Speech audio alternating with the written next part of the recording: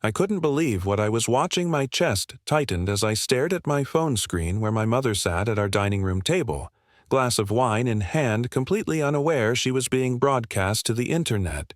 Yes, oh, please, my. Margaret Carter scoffed, rolling her eyes dramatically.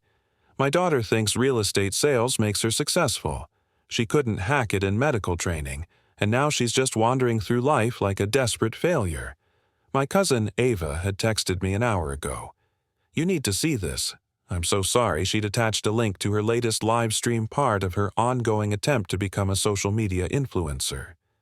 I'd been out of town at a property expo in Philadelphia when the family gathered for Sunday dinner, and I was just settling into my apartment when the message came through. My name is Jordan Blake. I'm 32 years old, and for the past 5 years I've been quietly paying my mother's medical bills after her chronic illness diagnosis. I'd been driving her to appointments, handling her insurance paperwork, and covering her medication costs, all while working 60-hour weeks to maintain my real estate business in Boston. No one at that dinner table knew that I'd emptied my savings account last year when her insurance denied coverage for a specialized treatment. It's such a shame. My mother continued on the video, seeming to relish the attention from my aunts and uncles. All these grand dreams about becoming a nurse, and now she just sells houses to people who actually succeeded in life. She laughed, and to my horror I could hear my uncle and aunt chuckling along with her. Jenna's camera caught everything I could see. She was filming from her lap, probably trying to be discreet while documenting everyday family life for her social media followers. My mother had no idea she was being recorded, which made her words all the more devastating. Remember when she dropped out of medical training? My mother turned to my aunt. She came home crying about how hard the exams were pathetic, and now she acts like selling a house every few months makes her successful. The truth was that I'd put my nursing education on hold specifically to help her when she got sick. I was making decent money in real estate, but every extra penny went to her medical care instead of back to school. Just doesn't have what it takes. My mother sighed dramatically, reaching for her glass of wine, the same wine I'd purchased for family dinners. Some people just aren't cut out for real achievement. The live stream continued for another excruciating minute before Jenna finally turned the camera away. I sat frozen in my apartment, tears streaming down my face as the bitter reality sank in. For years, I'd told myself that my mother's occasional harsh comments were just her pain talking or her old-school approach to motivation, but this wasn't a momentary relapse. This was who she truly was, and now there was undeniable proof. My phone buzzed again, another text from Jenna. I'm so sorry you had to see that. I didn't realize what she was saying until it was too late. Do you want me to take the video down? I stared at the message for a long moment. No, I typed back. Leave it up. I need to show you something tomorrow when I get back. The drive back from Philadelphia the next morning was a blur. I barely remembered checking out of the hotel or the 2-hour journey home. My mind kept replaying my mother's words, her laughter as she mocked the career I'd built to support her. 5 years ago, my life had been on a completely different path. I was 27. Halfway through medical training and thriving. I'd always wanted to be a nurse to help people to make a difference. Then came the call that changed everything. Margaret Carter had collapsed at work and been rushed to the hospital. The diagnosis, aggressive chronic illness that would require ongoing treatment and care. It's not fair. She'd cried from her hospital bed. How am I supposed to have every appointment, every medication, and every insurance battle I'd faced on her behalf? It represented years of dedication and countless tears. The air was thick with the scent of antiseptic as I sat beside Margaret Carter's hospital bed. The rhythmic beeping of the machines was a constant reminder of how fragile life can be. I squeezed her hand, feeling the softness of her skin, marked by age and worry. Tears welled in my eyes as her frail voice whispered, "You have to take care of yourself too." It was a moment suspended in time, where the worries of the world melted away. All that remained was the warmth of our love and the weight of responsibility pressing down on me. I vowed then, with the weight of my heart echoing in my chest, that I would find a way to honor her sacrifices. no matter the cost. Back then, I was on a different path. Just 5 years ago, I was thriving in medical training, half a step away from achieving my dream of becoming a nurse. But when I got that call, everything changed. Margaret Carter collapsed at work, they said, urgency flashing in their voices. I jumped into action faster than ever, but nothing could shield us from the storm ahead. Just think about it. How do you build a life when your world is tumbling? I paused my education to dive headfirst into real estate. The flexibility allowed me to not only earn money but also to chauffeur my Margaret Carter to appointments, all while managing her care. It was supposed to be temporary, yet years slipped by like sand through my fingers. I sat silently in my driveway, reflecting on all the sacrifices made. I hadn't told Margaret Carter I was coming back. She thought I was still in Philadelphia networking at the Property Expo. But my heart was heavy with disbelief over what I had witnessed during that live stream. Her laughter slicing through my spirit was the real reality check. With my phone buzzing, I saw a text from Jenna. "I'm at the coffee shop on Maple. Can meet whenever you're ready." Taking a deep breath, I opened my laptop bag, revealing a folder labeled Margaret Carter Medical. Within lay a perfectly documented record of every appointment, every medication, and every insurance battle I had fought. Months of sleepless nights condensed into that single folder. Was my work even worth it? In those quiet moments, I questioned everything. My entire life had been a dedication to Margaret, but was it ever enough? As I stepped out of the car, the scent of rain lingered in the air, reminding me of the storms we've weathered together. Yet here I was, still fighting for recognition, still striving for personal success in a world that often felt unyielding. Every challenge was a reminder of why I started this journey, not just for the woman who raised me, but for the journey of self-discovery, to reclaim my life, to find my voice amidst the chaos. I spread the documents across the table, and the rich aroma of freshly brewed coffee wrapped around us, mingling with an undercurrent of tension. The bustling sounds of the coffee shop faded into the background as Ava's eyes widened, absorbing the weight of my evidence. Each neatly organized paper was more than just numbers. They were milestones of perseverance and sacrifice. I watched as realization washed over her. Just as I thought she was about to grasp my struggle, the tension shattered. "Jordan, wait. Before you explain, there's something you need to know about Aunt Patricia," she stammered, her hands trembling. Suddenly, everything I hoped for flickered like candlelight under a sudden gust of wind. For 5 long years, I had meticulously documented every payment I made, every insurance premium, every medication, every specialist visit, all cataloged with receipts and bank statements. I had kept these records for tax purposes, never imagining they.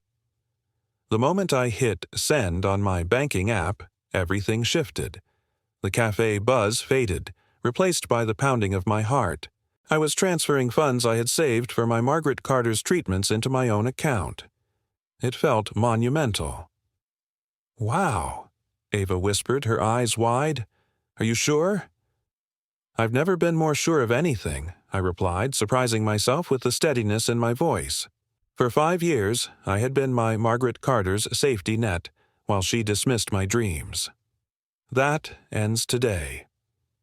I pulled out the acceptance letter from medical training, the one I almost deferred again because of my Margaret Carter's treatments. "I start in the fall," I told Ava. "I'm not deferring again." She squeezed my hand, her support grounding me. "I'll send you the full video, just in case you need it." As we parted ways, I felt a weight lift for the first time in ages. I was choosing myself. The guilt I expected was nowhere to be found. Instead, clarity washed over me, a sense of purpose that had been missing for too long. When I called the insurance company, the representative sounded confused. "You want to remove yourself as the guarantor on Patricia Sullivan's accounts? May I ask why?" "Personal reasons," I replied, my voice steady. "I'll no longer be responsible for any payments after this month." It was day 3 of my new resolve. I spent the weekend in a productive frenzy, calling insurance companies, updating payment information, and drafting emails. My dining room table was a chaotic sea of paperwork as I systematically dismantled the financial web I had created to support my mother. "Miss Sullivan," the representative continued, "I should inform you that without your support, your mother's premium will increase substantially, and her coverage options may change." I paused, the weight of her words hanging in the air. But I was ready to face the consequences. I was reclaiming my life, stepping into my own power. This wasn't just about my Margaret Carter anymore. It was about me. As I hung up, the rain began to patter against the window, the scent of wet earth filling the air. It felt like a cleansing, a fresh start. I was no longer just a caretaker. I was becoming my own hero. As Jordan Blake's fingers hovered over the keyboard, the glow of the laptop screen illuminated his furrowed brow. His heart raced, knowing the weight of the email he was about to send. Outside, the city buzzed, unaware of the storm brewing within his family. Suddenly, a text from his mother, Margaret Carter, pinged, her voice trembling with urgency. "We need to talk. I'm worried about you. Where are you?" An uneasy silence enveloped him. He couldn't turn back now, but was he truly ready for the fallout? He took a deep breath, the scent of rain wafting through the open window, mingling with the tension in the air. The messages from his mother had been relentless since yesterday. She had no clue about his plans, only that he hadn't shown up to drive her to a doctor's appointment. "Where are you? I've been waiting for an hour. The doctor's office called. They said my insurance card was declined. Fix it ASAP. Are you ignoring me? Answer your damn phone, Jordan." Each ping of her messages only strengthened his resolve. He silenced his phone and pressed on. By evening, he had dismantled most of the financial ties that had bound him to her. Now, it was time for the next phase. He opened his laptop and began crafting a carefully worded email to his entire extended family. "Dear family, after much consideration, I will no longer be managing my mother's medical care or financial support. For the past 5 years, I have covered all expenses related to her condition, totaling over $120,000. This decision is personal, but I wanted you all to be informed, as my mother may need assistance moving forward." He attached a detailed breakdown of every payment, every appointment, and every hour spent managing her care. The evidence was irrefutable. As he hit send, a wave of relief washed over him. But the storm was far from over. His cousin Ava had sent him the full live stream video as promised. He downloaded it, saving multiple copies, one to his computer, one to the cloud, and one to a USB drive. He had no specific plans for the video yet, but something told him it would play a crucial role in the days to come. As he leaned back in his chair, the rain began to patter against the window, the scent of wet earth filling the air. It felt like a cleansing, a fresh start. He was no longer just a caretaker. He was becoming his own hero. But would his family understand? Would they support him? Or would they turn against him? The uncertainty loomed like dark clouds overhead, and he knew the real battle was just beginning. Me. It might be necessary. The doorbell rang, startling me through the people. I saw my mother standing on my porch, her face contorted with anger. I stepped back, my heart racing. SED. "I know you're in there. Open this door right now." I remained silent, watching her, shadow move beneath the door. "You've missed 3 of my calls. My medication refill was denied at the pharmacy. What are you doing?" I took a deep breath and spoke clearly through the door. "I'm not doing this anymore. Margaret Carter, you'll be receiving information from the insurance company soon. I suggest you read it carefully. What are you talking about?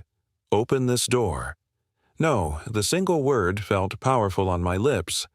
"I've heard what you really think of me. I think it's time we both moved on with our lives." There was a moment of confused silence before she exploded. "Is this about money? After everything I've done for you?" I almost laughed at the irony.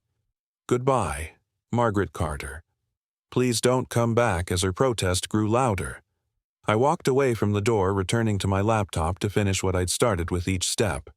I felt lighter, as if I was finally shedding a burden I'd carried for far too long. The fallout came swiftly within hours of sending my email. My phone exploded with notifications. Aunt Morin was shocked and appalled by my abandonment. Uncle James thought I was being selfish and cruel. My cousin Thomas suggested I sort out whatever petty disagreement I was having with Margaret Carter. Only Jenna, and surprisingly my elderly Aunt Bridget, seemed to understand. Bridget's message was simple. It takes courage to stand up for yourself. Dear, call me if you need anything.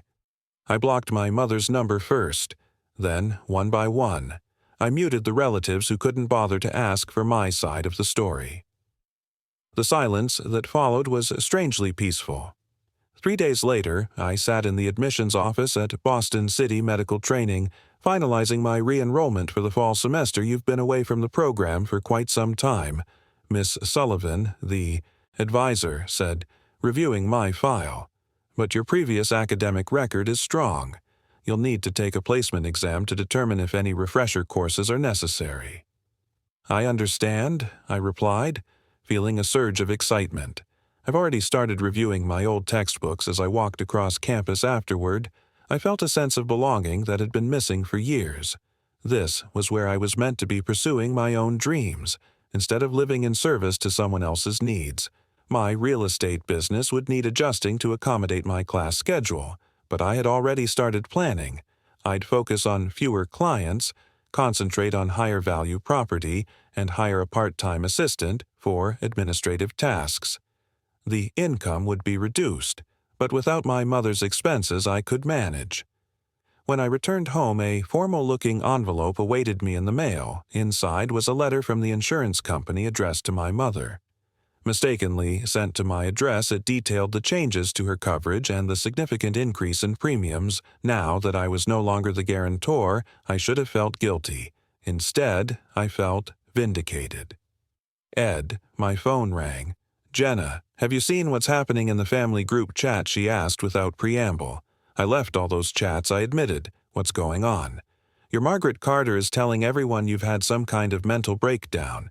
She's saying you've been under stress from your failing business, and that's why you're acting out. I could hear the air quotes in Jenna's voice. She's completely twisting everything around. I sighed, unsurprised. Classic deflection. That's not all, Jenna continued. She didn't realize I was still in the chat, and she's convinced Aunt Morin to let her move in temporarily until she sorts. Heart sank. What were they doing here? I'd hoped for a peaceful transition, but the universe had other plans. As I stepped out of the car, the scent of rain lingered in the air, mixing with the faint rustle of leaves. My mother's face was a mask of concern, but I knew better. This was her way of pulling me back into her chaos. Jordan, she called, her voice dripping with urgency. We need to talk. I braced myself. About what? About your future and your mother's health. The words hung heavy between us like the storm clouds gathering overhead. I could feel the tension crackling in the air. Margaret Carter, I'm busy, I replied, trying to keep my voice steady. But she pressed on, her eyes darting to Aunt Morin, who stood silently, arms crossed. You can't just ignore this. I need your support. Support? The word echoed in my mind, a bitter reminder of all the times I had been her crutch. Support, I repeated, my voice rising. What about my dreams? My life? A silence fell, thick and suffocating. Just as I thought I might break free, my phone buzzed violently in my pocket. I pulled it out, the screen lighting up with a message that sent chills down my spine. We need to talk. It's about your Margaret Carter. What could possibly be so urgent now? I glanced back at my mother, her expression shifting from concern to something darker. The flickering streetlights cast shadows that danced like ghosts of family arguments long buried. Jordan, please, she pleaded, her voice softer now. I'm scared. Scared? I had been scared for years. But as I stood there, caught between the weight of the past and the promise of a new beginning, I realized something. I was no longer the scared little girl seeking approval. I was a woman ready to reclaim her life. "Margaret Carter," I said, my voice steady. "I can't be your savior anymore." The rain began to fall, each drop a reminder of the cleansing I needed. I turned away, ready to face my future, but the message still lingered in my mind. What did they want to tell me? As I walked away, I felt a surge of determination. I was ready to break free from the chains of my past. But would my family let me? The city buzzed around me, alive with possibilities. I took a deep breath, the rain scent filling my lungs, and stepped forward into the unknown. My first instinct was to drive away, but they had seen me running. I knew that would only postpone the inevitable. I took a deep breath and stepped out of my car. "Jordan," my mother, Margaret, said, her voice dripping with a sickly sweetness, "we need to talk." Up close, I could see the strain etched on her face. Her hair was unstyled and she leaned heavily on her cane, a prop she typically used to emphasize her condition. "I have nothing to say," I replied, gripping my keys tightly. Aunt Ava stepped forward. "Your mother is struggling, Jordan. Her medication costs have tripled, and she can't get appointments with her specialists anymore." "Is that what you wanted?" I asked, my voice steady. What I wanted was to be treated with basic respect and appreciation. What I wanted was recognition for 5 years of sacrifice. What I wanted was a mother who didn't call me a desperate failure behind my back. Margaret's face paled. "What are you talking about?" "I saw the video, Margaret Carter, Ava's live stream from the family dinner." I met her gaze steadily. "I heard everything you said about me." A flash of recognition crossed her face, quickly replaced by defensive anger. "You're twisting things out of context. I was just venting a little frustration. Everyone does that." Aunt Ava looked confused. "What video, Margaret? What is she talking about?" I almost laughed at the irony. My mother hadn't even told her closest allies about the live stream, probably hoping I would never discover it. "Show her the video if you want," I said to my mother. "Or don't. It doesn't change anything. I've made my decision." Margaret switched tactics, her voice breaking. "I'm your mother, Jordan. After everything I've done for you, how can you abandon me when I need you most?" Something snapped inside me. 5 years of suppressed resentment boiled to the surface. "Everything you've done for me?" I echoed incredulously. "Let me tell you what I've done for you. I put my entire life on hold. I spent over $100,000 on your care." As I spoke, the rain began to fall, each drop a reminder of the cleansing I needed. The scent of wet pavement filled the air, mingling with the tension that hung between us. I was ready to break free from the chains of my past. But would my family let me? The city buzzed around me, alive with possibilities. I took a deep breath, the rain scent filling my lungs, and stepped forward into the unknown. "I drove you to every appointment managed, every prescription fought with insurance companies on your behalf, and in return, you called me pathetic. You mocked my career, the career I built specifically to support you. My hands were shaking, but my voice remained steady. I sent proof to everyone in the family, every payment, every appointment, every sacrifice.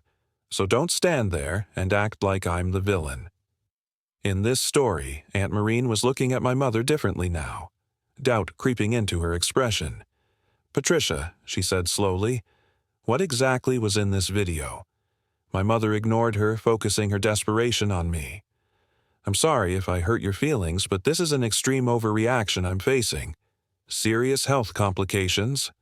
"I'm aware," I replied calmly, "and I've provided you with 5 years of continuous support. Now, it's someone else's turn."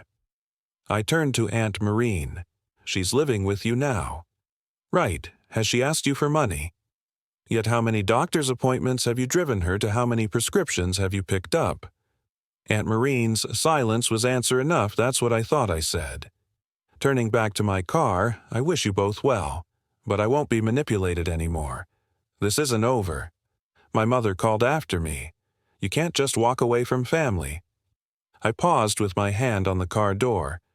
You're right about one thing. Margaret Carter family doesn't walk away from family, but family also doesn't tear each other down or take advantage of each other. So maybe ask yourself who really walked away first. As I drove off, I glanced in my rearview mirror. My mother was gesturing wildly, clearly berating Aunt Maren for something. Some things never change, I thought. But I had changed. And as I headed home to continue studying for my nursing exam, I realized I didn't feel guilty anymore. For the first time in years, I felt free. 3 months passed in a blur of activity.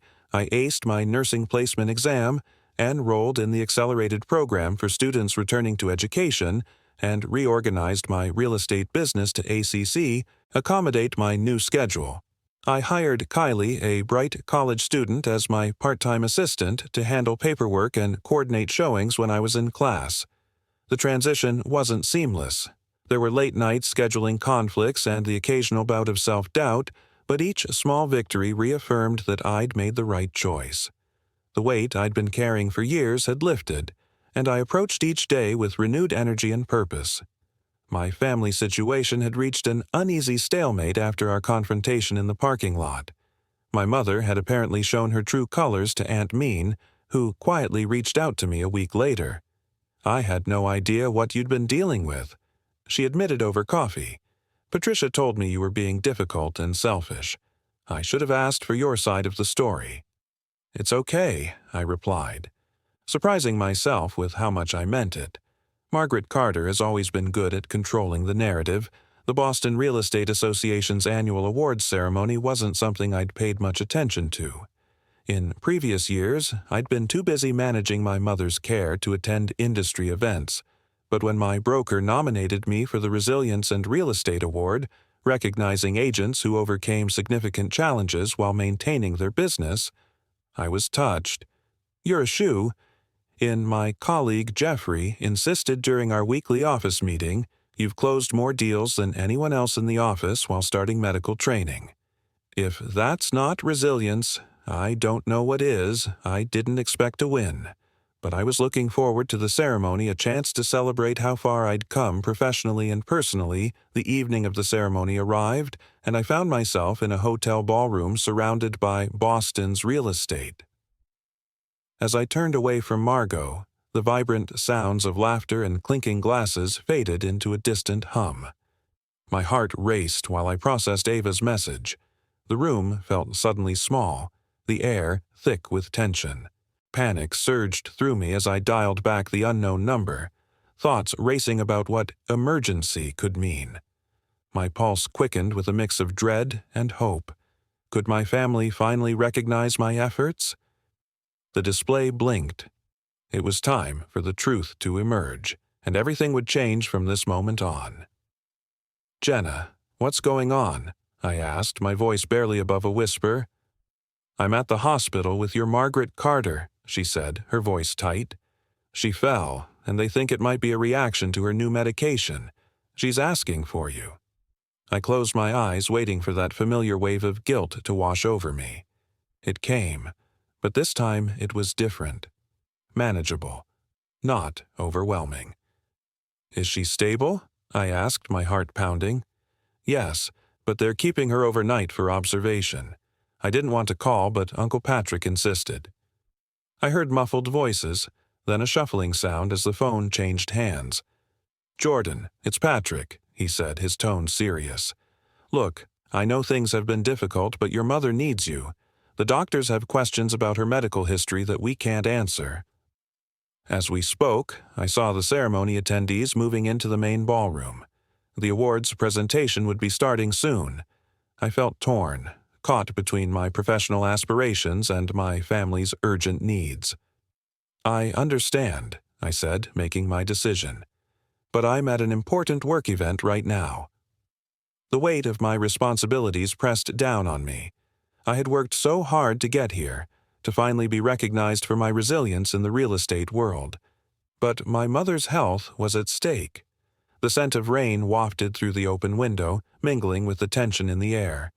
I could hear the rustle of leaves outside, a reminder of the world continuing on, indifferent to my turmoil.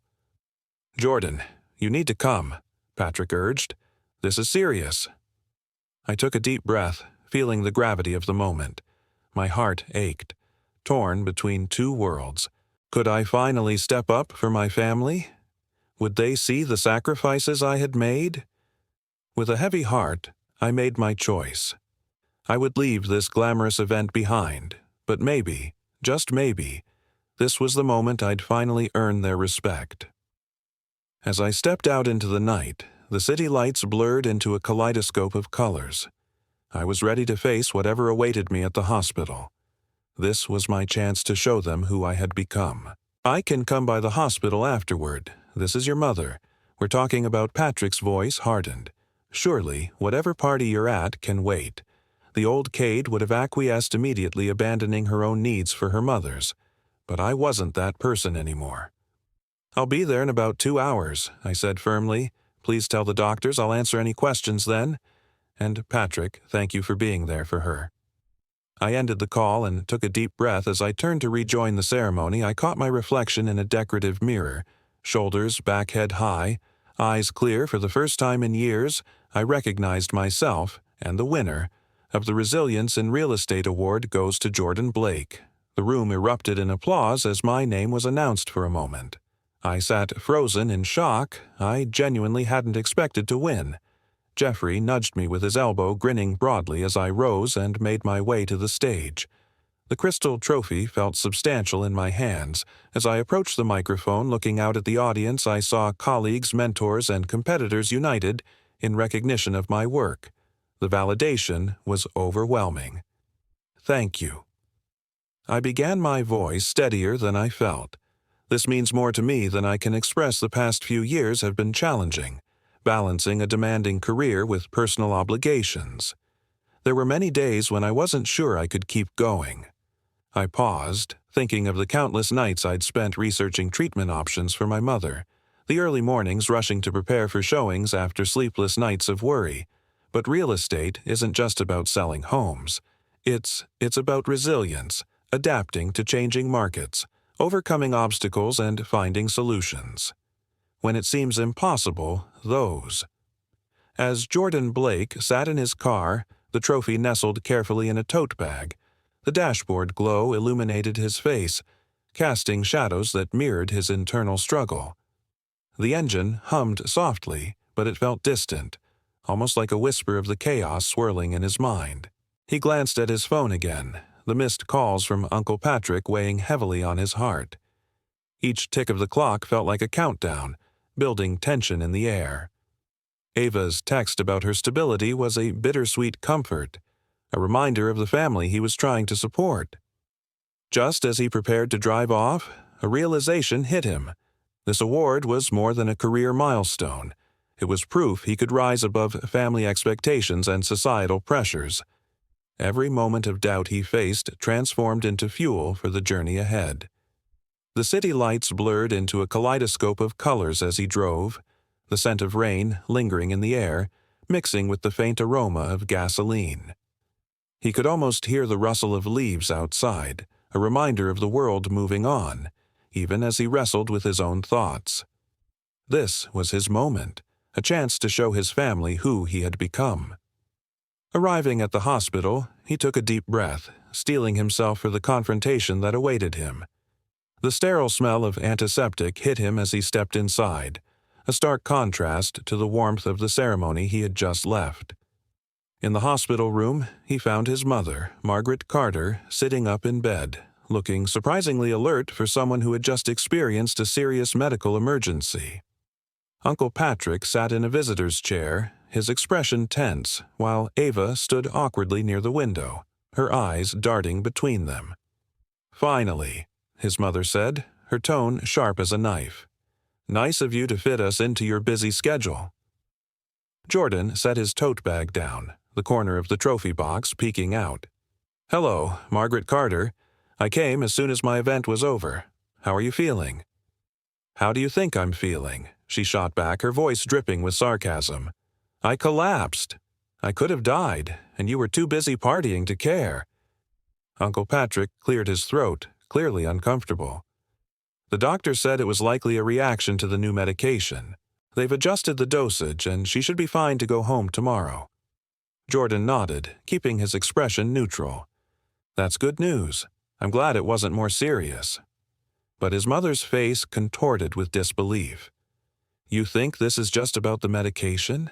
You don't get it, do you? You're always chasing your dreams while I'm here, fighting for my life." The tension in the room thickened, a palpable weight pressing down on him. He could feel the walls closing in, the echoes of his past colliding with the present. "Margaret Carter, I'm trying to make something of myself," he said, his voice steady but laced with emotion. "I want to support you. I want to be someone you can be proud of." Her eyes softened for a moment, a flicker of vulnerability breaking through her anger. "Proud? You think an award changes everything? You think it makes up for the times you weren't here?" Jordan took a deep breath, the air heavy with unspoken words. "No, it doesn't. But it's a step. I'm not the same person I used to be. I'm working hard to build a future for both of us." The silence that followed was deafening, filled with the weight of their shared history. He could see the conflict in her eyes, the struggle between love and disappointment. "Maybe," she finally said, her voice softer now, "maybe I just want you to be happy. But it's hard to see you succeed when I feel like I'm falling apart." Jordan stepped closer, the trophy in his bag a symbol of his journey. "We can do this together, Margaret Carter. I'm here for you, and I'm not going anywhere." In that moment, the tension began to ease, the shadows of doubt slowly lifting. They were still a family, bound by love and struggle, and perhaps, just perhaps, they could find a way to heal together. Felt this needed to be said. For years, I've pushed aside my own hopes, sacrificing everything for you. And yet, those sacrifices met only with mockery. I deserved better than that. The silence hung thick in the air. Every moment stretched, each second echoing the tension. Jenna's eyes darted between us, her worry palpable. I could feel my heart beat like a war drum, desperate to be heard. "Do you even see how this affects me?" I pressed. "There are moments I can barely breathe under the pressure you put on me, but I kept going. I fought. So hard." The pain in my voice seemed to crack through my mother's wall, her anger brimming with something deeper. "Fear? Regret?" "Jordan," she whispered. "Let me show you," I said, gesturing to the trophy again. As the light glinted off the crystal, it felt like everything I'd endured shimmered right there, visible proof of my resilience. Uncle Patrick's eyes softened. "Margaret," he interjected, his tone filled with concern, "this isn't just about the past anymore. Look at what Jordan has done." I pressed on. "This award isn't about losing when you mocked me. It's about rising up, despite it all. Can't you see? I did this for us." Margaret looked away, breathing heavily. I could sense the conflict within her. "I thought I was losing you to your dreams," she finally confessed, tears pooling in her eyes. "All I wanted was to keep you safe." "You didn't lose me." "I was right here," I replied, feeling tears prick my own eyes. And just like that, the bricks of resentment began to crumble. I stepped closer, wishing I could erase the years of hurt and replace them with understanding. "We can build something better together, Margaret Carter. You and me. Let's start anew." In that moment, reality shifted. The ghosts of our past found something to hold on to. It was fragile, but we could build on it. And perhaps, for the first time, she might finally see my resolve not as a threat, but as a bridge toward healing, and our shared future. Mind raced with excitement. The scent of rain soaked the air, a cleansing contrast to the weight I had carried for years. It felt good to finally be recognized, but doubt still lingered in the corners of my mind. Could I really break free from my past? Or would my family's perception always shadow my ambitions? As I parked my car, I couldn't shake the exhilaration of my growing social media presence. Jordan Blake, nursing sensation, mentor to many, and now a viral phenomenon. The notifications buzzed like a swarm of bees, each one a reminder that I was finally being seen for who I truly was. Yet, would my family ever see it that way? With a mix of hope and anxiety swirling within me, I stepped through my apartment door, the familiar sound of bustling Philadelphia enveloping me. Just then, my phone buzzed again. Another message from Jenna flashed on the screen, igniting a new worry within. "You coming to the property expo tomorrow? I heard Margaret Carter is going too." Time froze for a moment. The thought of facing my mother again, the tension that hung in the air like a thick fog, sent chills down my spine. What would she say? Would she finally understand the journey I had paved for myself? Or would we retreat back into our old patterns, her skepticism suffocating my growth? I took a deep breath, every inhale filling me with determination. My past shaped me, yes, but it wouldn't define my future. But as I prepared for bed, an eerie stillness settled in, the kind that felt like storm clouds gathering. What if tomorrow's confrontation unraveled everything I had worked so hard to build? In the silence, I found one last moment of clarity. No matter how it played out, I was ready to stand my ground. I was no longer just Margaret's son. I was Jordan Blake, a force to be reckoned with, and it was time for my voice to be heard. Little did I know, that day at the Property Expo would push the boundaries of our fragile relationship further than I ever imagined. The moment I stepped into my apartment, the familiar scent of coffee and old books wrapped around me like a warm hug. I felt a surge of pride. I was Jordan Blake, a nursing student, a real estate agent, and a person who was finally carving out my own identity. But just as I settled into my routine, my phone buzzed again. The screen lit up with another unknown number. My heart raced. What if it was another critical voice? What if it was something worse? I hesitated, staring at the glowing screen, a question echoing in my head. What more could there be to unravel? Taking a deep breath, I answered. "Hello." "Jordan, it's Ava." My cousin's voice came through, bright yet tinged with urgency. "You coming to the Property Expo tomorrow? I heard Margaret Carter is going too." Time froze. The thought of facing my mother again sent chills down my spine. Would she finally see the hard work I'd put in? Or would we slip back into our old patterns, her skepticism suffocating my growth? I could almost hear the rustle of leaves outside, the world moving on while I stood still, caught in a whirlwind of emotions. I took a moment to gather my thoughts. "Yeah, I'll be there," I replied, my voice steadier than I felt. As I prepared for bed, an eerie stillness settled in, the kind that felt like storm clouds gathering. What if tomorrow's confrontation unraveled everything I had worked so hard to build? In the silence, I found one last moment of clarity. No matter how it played out, I was ready to stand my ground. I was no longer just Margaret's son. I was Jordan Blake, a force to be reckoned with. And as I drifted off to sleep, I couldn't shake the feeling that the day ahead would push the boundaries of our fragile relationship further than I ever imagined. That I realized as I settled into study was the greatest victory of all.